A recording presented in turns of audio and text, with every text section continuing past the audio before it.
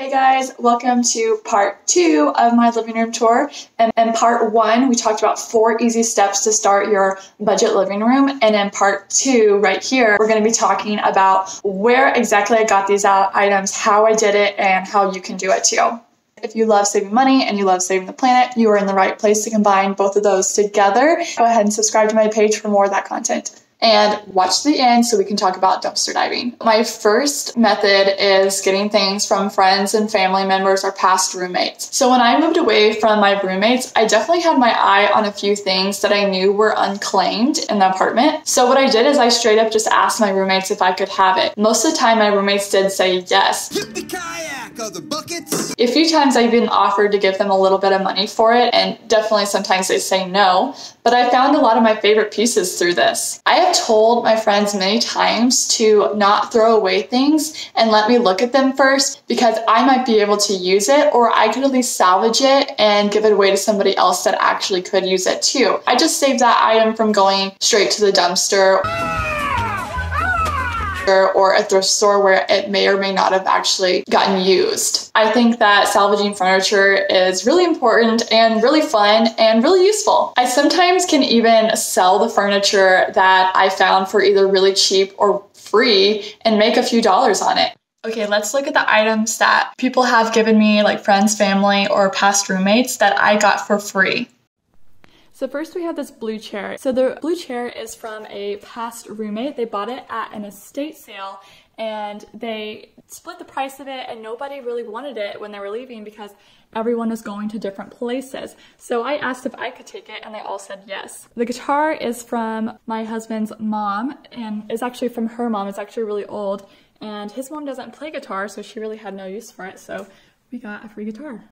This pillow here was given to me for free. I actually had a friend who worked for this mom in this really expensive neighborhood, and the mom was just getting rid of tons of things, and she gave this pillow to her, and she actually had no use for it. My friend did. So I asked if I could take them, and she said yes. So I got 2 of these really nice pillows for free. Okay, so number 2, I want to combine this all into one step of thrift stores, Facebook Marketplace, things like eBay and Craigslist, and all of those underneath it. I'm combining these together because they tend to follow pretty similar guidelines. The code is more what you call guideline. I did look for a couch for 4 months through Facebook Marketplace and all these other areas before I found one that was the right quality and the right price and the right condition. This whole section of buying something secondhand from somebody can go into quite a lot of depth. Overall, this takes a lot of time and a lot of patience. Ain't nobody got time for that. And a lot of people fall through or are not reliable, which can be extremely frustrating when you really want an item and it's not there anymore because the seller was being unreliable. Okay, next let's look at the items that I bought secondhand. So I was actually surprised. I don't have very many items that I bought secondhand in my living room, but I definitely do throughout my home. First item on the list are these 3 chairs here. So each of these chairs were $5 on Facebook Marketplace, and that was so awesome. The next one, the biggest and best one, was my couch. So I found this on Facebook Marketplace for $220, and I had to pick up a U-Haul to take it back home. So altogether it was about $250 for this entire couch.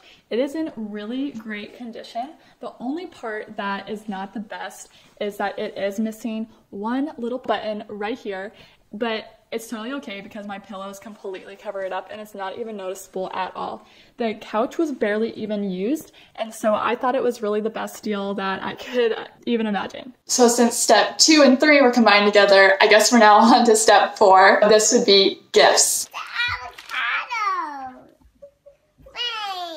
So you can put items on your birthday list and your Christmas list or whatever holiday you celebrate where gifts are given, but you must keep these items realistic if you want people to buy them for you. So my mom knows that I am very serious about my Christmas list and my birthday list. She knows that I put exactly on there what I want and I don't want anything else. I even provide very specific links. I make a Google Doc with all the links to all the different stores of things that I may want, and I very much encourage her to buy directly from those links. It's not that simple. What do you want? I do this because I don't want to collect a bunch of things that are just okay to me. I don't want my house full of things that I feel like I don't really like that much and then I have to get rid of later on. I want to fill my house right now with things that I really do enjoy. So I even tell my friends too that if they want to get me something for my birthday, that they should ask. Plants were even gifted to me for my birthday. They were on my list. So I know this sounds a little bit harsh, but this is my personal opinion, and this is how I like to do things. I really truly do want to love every piece that goes into my home, including my clothing items, including my kitchen pots and pans. I want to love and find use for each and every item that I have. I love it. Last year, I got married, and I spent a long time curating a list of things that I thought would really benefit my apartment aesthetically and functionally. Well, one of those items was my rug. It was not too expensive, so it was not a major purchase for my friends and family to gift to me. It was very realistic, and it is going to benefit me greatly. Okay, now let's look at the things that were gifted to me through birthdays, Christmas, or just pure generosity. First off, we have this coffee table right here. It's pretty cool, has lots of storage. Next, we have this rug. This was given to me through my wedding registry. And next we have these plants over here. So this was a birthday gift, and that was a birthday gift, my little cactus. Surprisingly, I found this after a funeral, which is just kind of the worst, but I love it still. We have this aloe plant was given to me for my birthday. And honestly, I've had this one so long, I don't even remember. As you can see, it's in pretty bad shape. Last thing, this amp right here. So this is not actually ours, we are borrowing it, but I am including it in this list because it does count. Number 5, when you can't find the exact item, exact color, and the exact form that you like it, get creative and make it. Do some DIY. I saw some holes in my wall and I didn't want to fill them with just a traditional picture or go and buy something to fill them. I looked around at what I already had in my home and got inspired by those items first.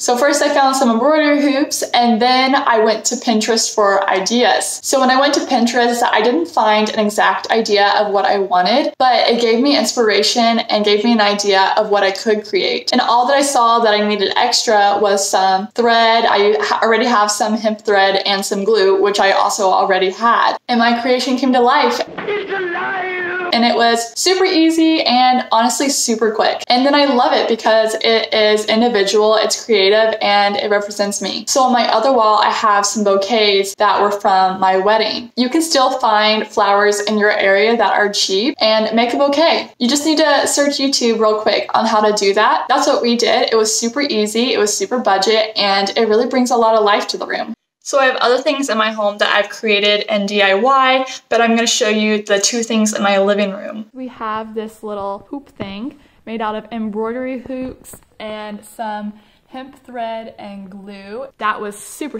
easy to make. And then the other side of the room are just these 3 bouquets of flowers above my TV. As you can see, they're just held together with this little pin and some glue. These flowers are pretty cheap in Texas to buy. They're called Baby's Breath. Honestly, this was the best investment because they're so cheap and they're gonna last so long. Okay guys, so last but definitely not least, we have dumpster diving. You made it to my favorite topic. So it sounds disgusting, but it's actually amazing. It's amazing, look at this! And just to let you know, I'm not literally diving into these dumpsters to find items. I'm finding items that are sitting outside of dumpsters. You would actually be surprised about how many people, when they move out, they don't take the time to donate their items, get rid of their items, or sell their items. They just take it to a dumpster and they leave it there. So some of this stuff is in great condition and barely used. So it's a great time to go and pick out some new furniture. It does take a lot of patience and a lot to know about where to go and if this furniture piece that is slightly damaged can be fixed or not. I feel like I'm also doing justice to the planet whenever I pick things up from the dumpster, because that's another item that was just saved from the dump that would have taken years and years to disintegrate, but I gave it a few more years of life in a happy home. By finding items already used, I've also reduced the amount of new items that I had to buy and new items being created in the store. It really does add up, and it really does make a difference in the world. A lot of the stuff I find is very repairable, in great shape, and you can definitely use it in your home, or you can find someone that could use it. I will take slightly broken furniture that I'm not sure if I can fix or not. Even if I fail at repairing it to my standard, at least it was free and I really didn't lose any money.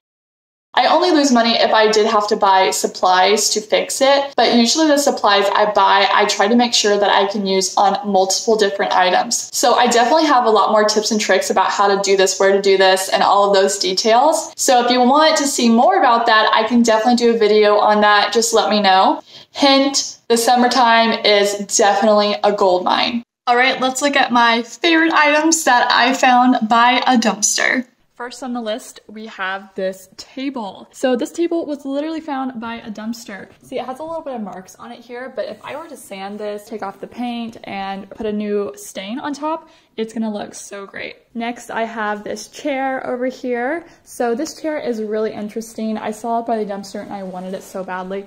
Like, look how cool this chair is. It does have this part on it that was broken. This whole piece actually was broken off, and I had to put it back on with some wood glue and some clamps, and I will restain that later to make that look even better. Next, I actually found this plant by the dumpster. Who would leave this plant by the dumpster? That was so sad to me. I had to go save its life. This little table under here, and all my extra pots under there, this was found by a dumpster too, and it's gonna look really good once it's redone as well. If you have other places that have really worked for you that I didn't mention, please let me know. I really actually want to know and try them out. Thank you guys for watching. Don't forget to like and subscribe, and I'll see y'all in the next video.